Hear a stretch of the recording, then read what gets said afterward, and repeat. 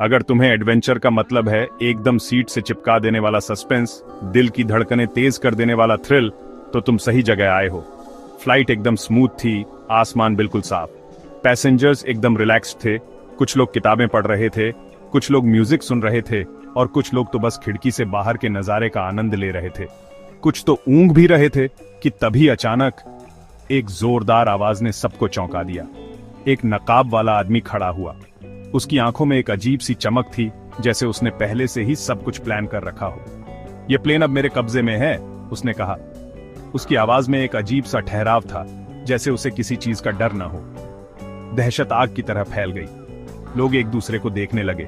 किसी को समझ नहीं आ रहा था कि क्या हो रहा है। हाईजैकर कॉकपिट की तरफ गया। उसके कदमों में एक अजीब सी तेजी थी, जैसे उसे पता हो कि उसे क्या करना है। पायलट्स को कोर्स बदलने के लिए कहने लगा।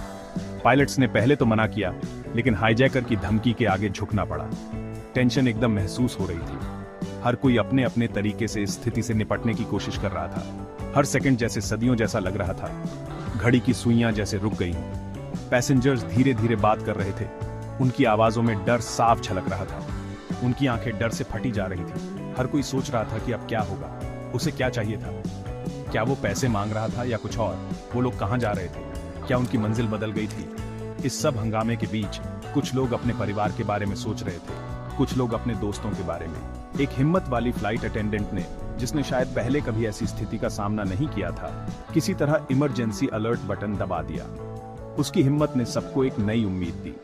ग्राउंड कंट्रोल को खतरे का सिग्नल मिल गया।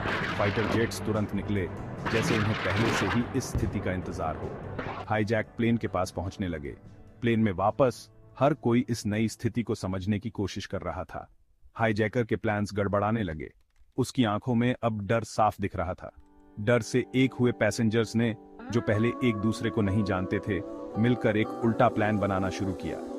उनकी एकता में एक नई ताकत थी।